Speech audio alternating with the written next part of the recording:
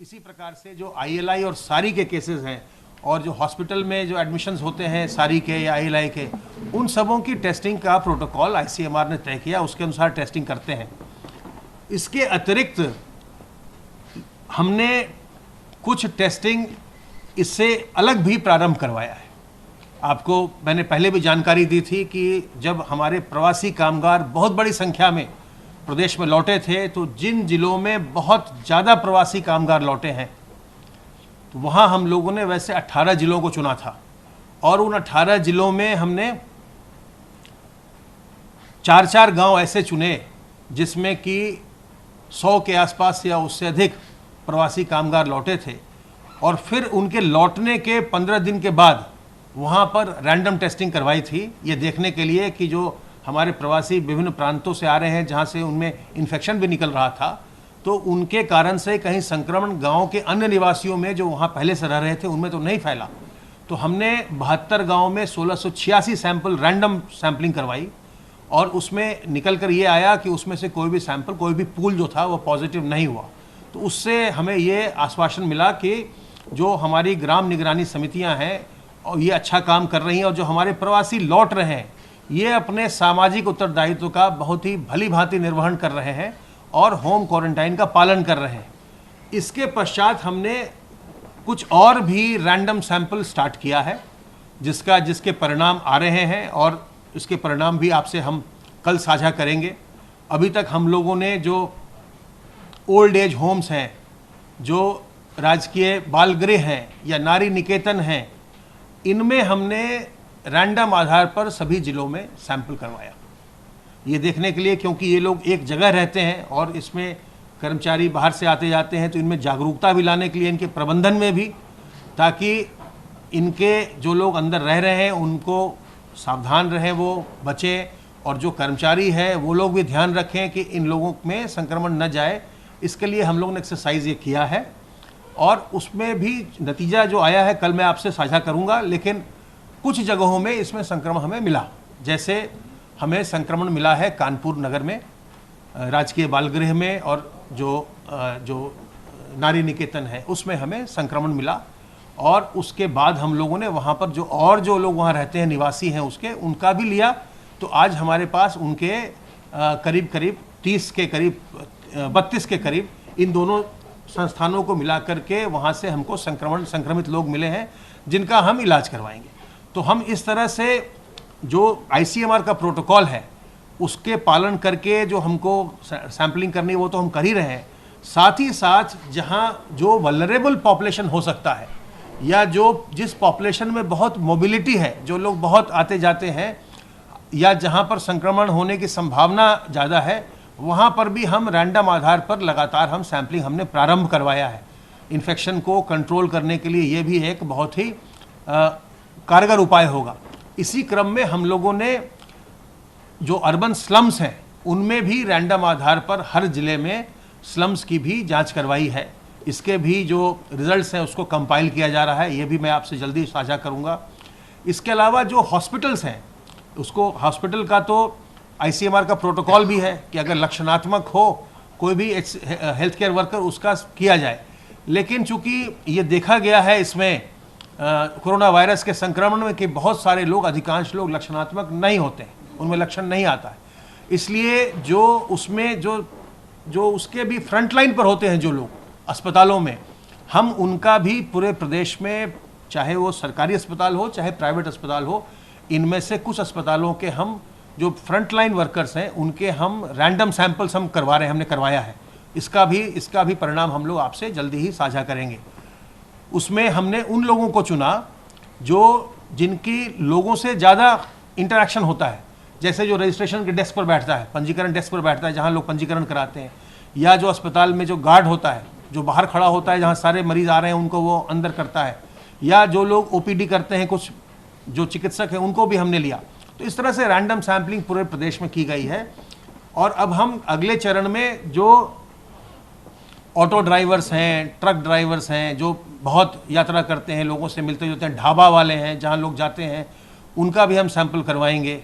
और इस तरह से और भी जैसे जो लोग होम डिलीवरी करते हैं, जो वेंडर्स हैं, फल सब्जी वाले हैं, बेचने विक्रेता हैं, इन लोगों के जो दवाई के दुकान में जो सेल्समैन हैं, जिनसे लोग जा कर के दवाइयाँ खरीदते हैं, बीमार लोग जाते हैं, उन्होंने दवा खरीदी खांसी की, जुकाम की, हो सकता है अगर उसमें कोई संक्रमित हो तो दवा वालों को भी वो संक्रमण दे दे। तो इसलिए ये जो रैंडम सैंपल हम करा रहे हैं चरणबद्ध रूप से, ये एक तो इसका उद्देश्य ये है कि अगर कहीं कोई संक्रमण हुआ है तो तत्काल उसका हम कॉन्टैक्ट ट्रेसिंग करें और हम उसको उसके कंटेनमेंट के एक्सरसाइज को हम तेजी से क्रियाशील करें। दूसरा पर्पस हमारा ये है इस एक्सरसाइज को करने का, ये हमारा पर्पस ये है कि हम इसमें अवेयरनेस जनरेट करें, क्योंकि हम हर एक का नहीं कर रहे हैं, हम रैंडम बेसिस पर हम थोड़े थोड़े इंस्टीट्यूशन का कर रहे हैं, लेकिन हमारा उद्देश्य ये है कि ये बताना कि अगर हम फल सब्जी वालों का कर रहे हैं, ये लोग बहुत लोगों के संपर्क में आते हैं तो इनको सावधान रहना चाहिए, क्योंकि उनसे बहुत लोग खरीदने आ रहे हैं, हो सकता है संक्रमित लोग भी खरीदने आ रहे हैं, तो उनको हमेशा मास्क लगाना चाहिए, अपने हाथ को हमेशा धोते रहना चाहिए। ऐसे ही जो लोग क्लोज स्पेसेस में रह रहे हैं, ओल्ड एज होम में वल्नरेबल हैं, वहाँ पर जो उनका प्रबंधन है वो बिल्कुल सावधान रहे कि इनको हम किसी प्रकार से संक्रमित न होने दें। ऐसे ही जो वेंडर्स हैं जो होम डिलीवरी करते हैं, वो घर घर जाकर सामान देते हैं, उनमें अगर संक्रमण होगा तो वो घरों में भी संक्रमण पहुंचा सकते हैं। तो इस तरह से हम इनमें अवेयरनेस भी जनरेट कर रहे हैं इस ग्रुप में कि आप संक्रमण आपको हो सकता है, आप सावधान रहें और सावधान रह करके अपना भी बचाव करें और दूसरों का भी बचाव करें। तो इस समय हमारी टेस्टिंग को बढ़ाने की, जो कैपेसिटी को बढ़ाने का एक्सरसाइज, उस पर बहुत ज़्यादा बल है और साथ ही साथ जो प्रोटोकॉल है ICMR का, उसके अनुसार टेस्टिंग कराते हुए और जो वल्नरेबल ग्रुप हैं या जो हाईली मोबाइल ग्रुप्स हैं उनकी रैंडम टेस्टिंग भी कराते हुए अवेयरनेस जनरेट करने का और संक्रमण को जल्दी से जल्दी डिटेक्ट करने का, आइसोलेट करने का, इस पर हम व्यापक रूप से काम कर रहे हैं। अब मैं अनुरोध करूंगा अपर मुख्य सचिव गृह से।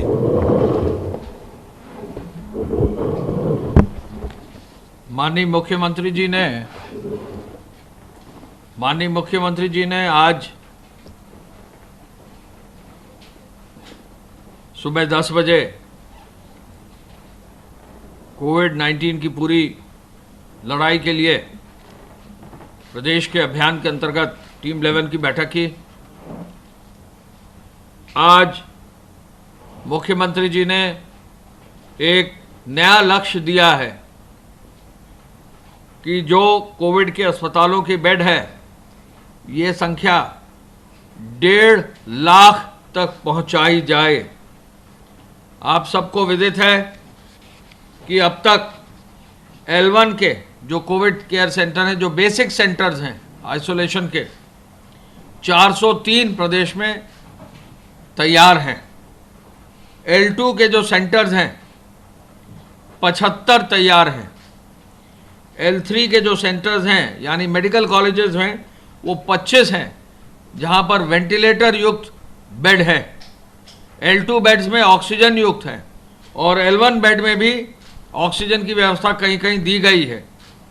तो कुल मिलाकर जहां 1,01,236 बेड हमारे प्रदेश में उपलब्ध है, मुख्यमंत्री जी ने आदेश दिया है कि पूरे प्रदेश में 1.5 लाख बेड की तैयारी कर ली जाए और इसके लिए चरणबद्ध रूप से तैयारी आज से ही शुरू कर दी जाए।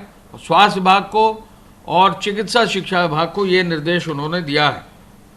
माननीय मुख्यमंत्री जी ने कहा है कि जो भी बेड्स की व्यवस्था हो वो एक मानक के अनुरूप हो, उनकी निरंतर मॉनिटरिंग हो, आवश्यकता पड़े तो जो कॉमन एरियाज हैं वहाँ CCTV का जो है फॉलोअप हो, आवश्यकता पड़े तो जो भी अधिकारी हैं, सीनियर ऑफिसर्स हैं, वो जरूर जाएं, डॉक्टर्स जरूर देखें, जो पैरामेडिकल स्टाफ है जरूर देखें और सफाई की अच्छी व्यवस्था हो, अच्छे भोजन की व्यवस्था हो, हर तरह से ऐसे बेड्स हो जहां मॉडर्न व्यवस्था करके उपचार की अच्छी व्यवस्था की जा सके।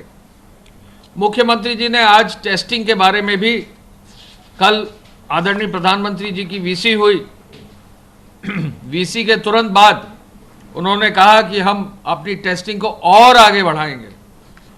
आज जैसा कि अभी प्रमुख सचिव स्वास्थ्य ने आपको बताया है, प्रदेश ने एक एवरेज 15,000 का रखा था मुख्यमंत्री जी के आदेश से।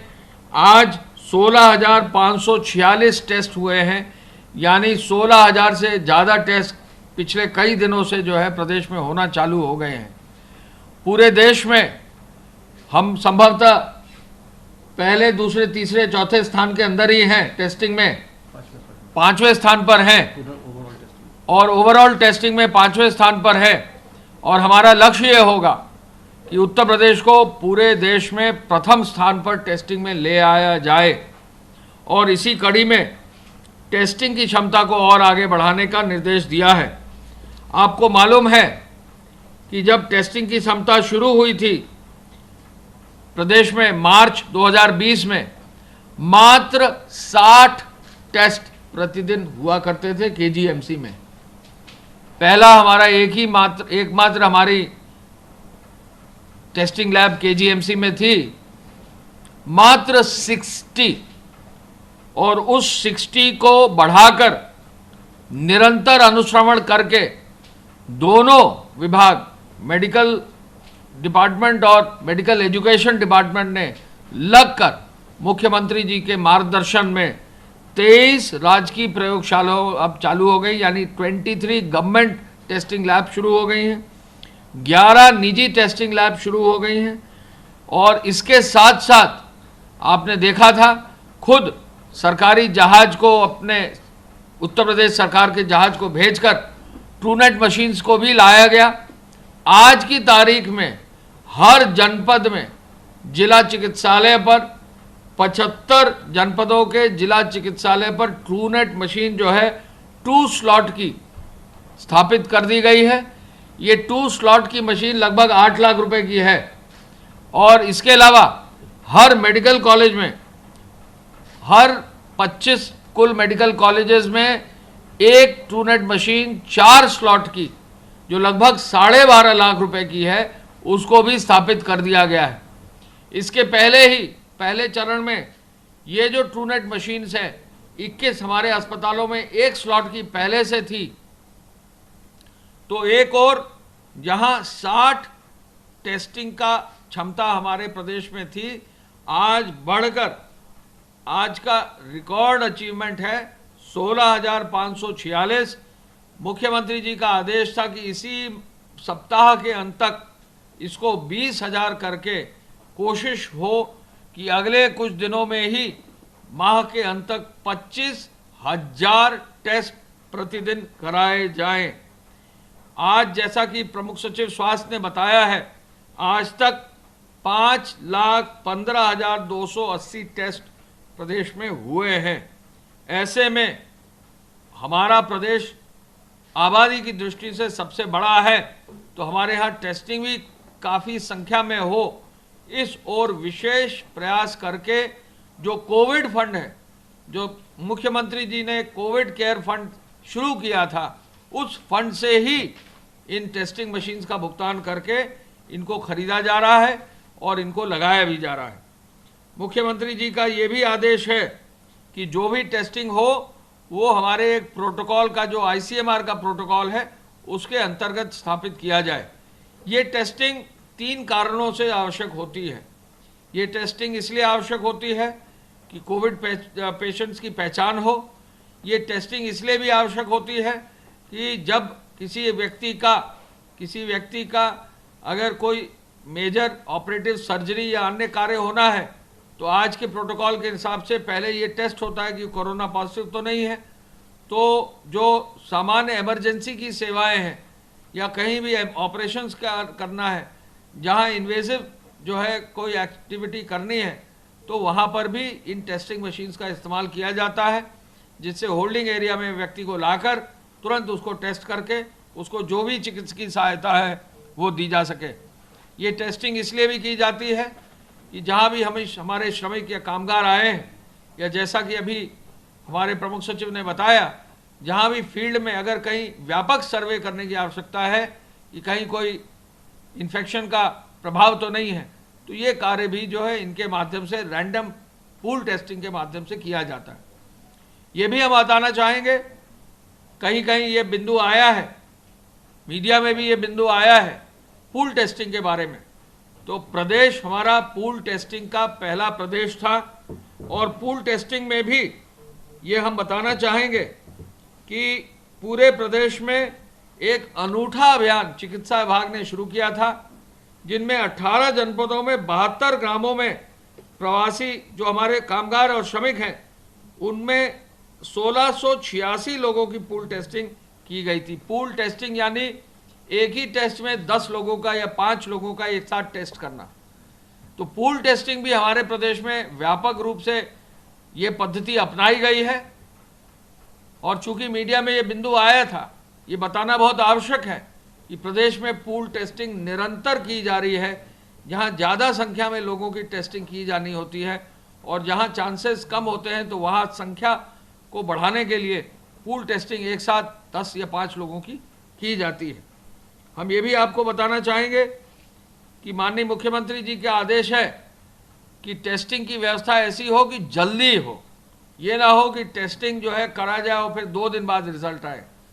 स्वास्थ्य विभाग को, मेडिकल कॉलेजेस को उन्होंने आदेश दिया है कि कहीं भी टेस्टिंग के सैंपल्स भेजने पर जितनी जल्दी हो सकता है वो टेस्ट सैंपल्स को जो है उनका रिजल्ट लिया जाए और उस रिजल्ट के बेसिस पर जो उनको वेबसाइट पर फीडिंग करनी है वो तुरंत कर दी जाए, जिससे कहीं बैकलॉग ना हो और अगर किसी को कोई अग्रिम चिकित्सकीय व्यवस्था करनी है वो आगे किया जा सके। हम ये भी आपको बताना चाहेंगे कि इस पूरी टेस्टिंग की कार्य में ये ऐसा कार्य होगा जिसमें नए लगभग 8 ऐसे स्थान हैं जहां लॉन्ग टर्म में मेडिकल कॉलेजेस में या गवर्नमेंट हॉस्पिटल्स में बड़े नए टेस्टिंग लैब बनाए जा रहे हैं। बीआरडी मेडिकल कॉलेज में एलएनटी द्वारा सीएसआर के अंतर्गत नया लैब स्थापित किया जा रहा है। तो आगे प्रदेश की यह मंशा है कि ये टेस्टिंग लैब अकेले कोविड के लिए नहीं, किसी भी वायरल चीज़ों का, किसी भी अन्य ऐसी बीमारी होती है जहां आवश्यकता टेस्टिंग की होगी तो एक परमानेंट इंफ्रास्ट्रक्चर बनाने का निर्देश मुख्यमंत्री जी ने दिया है और चिकित्सा शिक्षा विभाग इस परमानेंट इंफ्रास्ट्रक्चर को और आगे बढ़ा रहा है। प्रदेश में मास्क लगाना, सोशल डिस्टेंसिंग का पालन करना, इस पर विशेष ध्यान अब दिया जाएगा। चूंकि अनलॉक 1 में बहुत सारी एक्टिविटी शुरू हो गई हैं, यह पाया गया है कि अनुशासन कहीं कहीं नहीं है और मुख्यमंत्री जी ने कहा है कि लोगों को इस बात को बहुत क्लियरली मैसेज देना पड़ेगा, बहुत क्लियरली प्रचार माध्यमों से बताना पड़ेगा कि हम किसी भी रूप में सावधानी से दूर ना हटें। क्योंकि इस समय इस बीमारी का कोई इलाज नहीं है, तो इसका इलाज ही एकमात्र है कि सावधानी हम बरतते रहें, सोशल डिस्टेंसिंग का पालन करें, मास्क लगाएं, कहीं भीड़ भाड़ में इकट्ठा ना हो, कहीं किसी अपरिचित के टच में ना आए और जो भी जहाँ भी मूवमेंट हमारा हो वहाँ जो है डिसइंफेक्टेड रहे। हर व्यक्ति अपने कार्यालय में, अपनी दुकान में, अपने जो मकान में, अपने कहीं भी मार्केट में जाता है तो पूरी व्यवस्था और सुरक्षा में जाए। उन्होंने ये भी आदेश दिया कि किसी दुकान में कोई व्यक्ति अगर बिना मास्क लगाए पहुंचता है तो ये दुकानदार की जिम्मेदारी है कि ऐसे व्यक्ति को कोई सर्विस न दें, उनको हिदायत दें कि वो मास्क जरूर लगाएं। कोई भी व्यक्ति किसी कार्यालय में जाता है तो वरिष्ठ अधिकारियों की जिम्मेदारी है देखना कि उनके कार्यालय का एक एक आदमी सोशल डिस्टेंसिंग का पालन कर रहा है और मास्क लगा रहा है। हम आपको ये भी बताना चाहेंगे कि मुख्यमंत्री जी ने यह भी कहा है कि चौराहों पर, प्रमुख स्थानों पर पब्लिक एड्रेस सिस्टम को लगाकर लोगों को दिन रात आगाह किया जाए कि आगे आने वाले समय में सावधानी बरतना बहुत जरूरी होगा। रात की जो कर्फ्यू है उसको मजबूती से पालन किया जाए। कोविड नॉन कोविड हॉस्पिटल से सीधे जानकारी और फीडबैक जो वहाँ के मरीज हैं उनसे ज़रूर लिया जाए और चिकित्सालयों में एक हेल्प डेस्क भी बनाने का निर्देश आज मुख्यमंत्री जी ने दिया है और स्वास्थ्य विभाग ने और स्वास्थ्य के साथ साथ मेडिकल एजुकेशन डिपार्टमेंट ने भी ये आदेश आज जारी कर रहे हैं कि हर हॉस्पिटल के बाहर, हर हॉस्पिटल में उचित स्थान पर कोविड हेल्प डेस्क बनाकर मरीजों को सीमलेस ट्रीटमेंट देने की व्यवस्था की जाए। जिलाधिकारियों को ये निर्देश भी आज गया है, जैसा अभी बताया गया, कि जो चिल्ड्रंस होम है, जो बाल संरक्षण गृह है, जो महिला संरक्षण गृह है, जो वरिष्ठ लोगों के लिए संरक्षण गृह है, जो ओल्ड एज होम है, उनका व्यापक रूप से चेकिंग कराई जाए कि वहाँ किसी भी रूप में जो है इन्फेक्शन ना हो। ये बहुत ज़रूरी है, क्योंकि ऐसे व्यक्ति जो सेंसिटिव जोन में हैं उनको जिलाधिकारी को स्वयं देखना चाहिए, और जिलाधिकारियों को निर्देश दिए गए हैं। माननीय मुख्यमंत्री जी ने कम्युनिटी सर्वेलेंस के लिए भी विशेष रूप से आदेश दिया है। ग्रामीण और शहरी क्षेत्रों में 70,000 निगरानी समितियों को और मजबूत करने के लिए कहा है। 20 जून तक प्रारंभ होने वाले खाद्यान्न वितरण के लिए भी खाद्य विभाग को और सभी फील्ड के अधिकारियों को निर्देशित किया है कि प्रचुर मात्रा में खाद्यान्न गोदामों में उपलब्ध है। एफसीआई से प्रचुर मात्रा में भारत सरकार से भी खाद्यान्न उपलब्ध हो रहा है। 5 चरणों में व्यापक रूप से खाद्यान्न का वितरण प्रदेश में हुआ है। 15 से 16 करोड़ लोगों को हर चरण में खाद्यान्न वितरित किया गया है। आगे 20 जून से भी जल्दी ही छठे चरण में खाद्यान्न वितरण का कार्य जरूर कर लिया जाए। पशु चिकित्सा अधिकारियों को गौआश्रय स्थलों पर विशेष ध्यान देने का निर्देश दिया है, और ये भी निर्देश दिया है कि किसी भी पशु आश्रय स्थल पर यदि अनावश्यक रूप से जानवरों की कहीं मृत्यु होती है, बीमारी होती है या मिसमैनेजमेंट होता है, तो संबंधित जिले के पशु चिकित्सा अधिकारी व्यक्तिगत रूप से उसके लिए जिम्मेदार होंगे।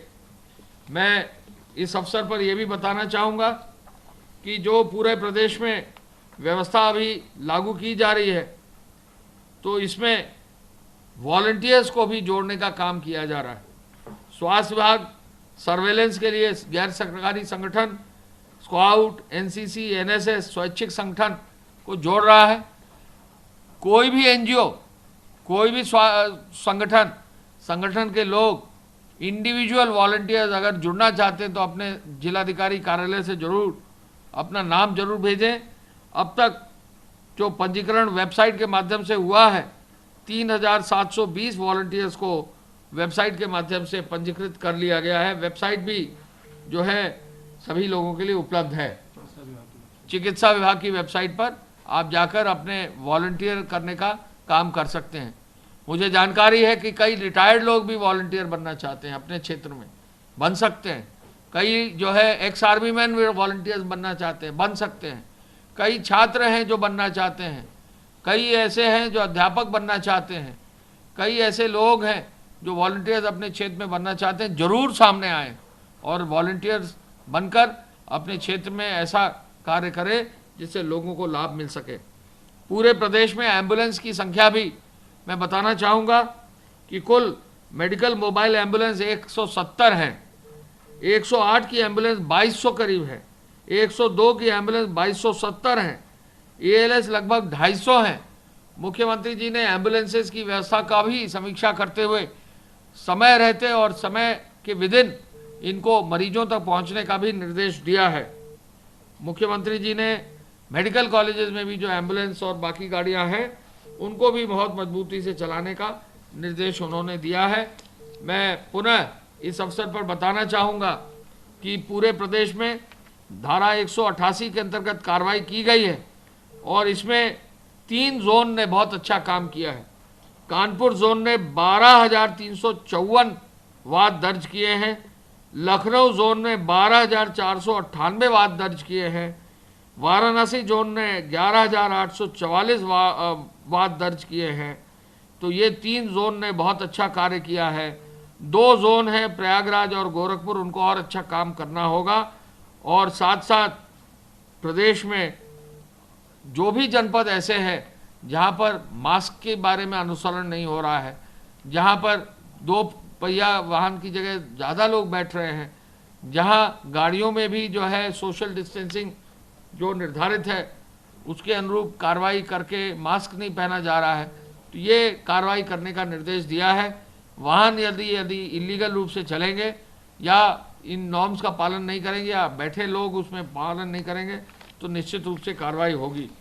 मैं पुनः इस अवसर पर पूरे प्रदेश में जो मेडिकल की जो व्यवस्था है उसके संदर्भ में कहना चाहूँगा कि प्रदेश सरकार पूरी जोर शोर से टेस्टिंग की क्षमता को प्रदेश में, पूरे देश में अग्रणी रूप से लाने के लिए कटिबद्ध है।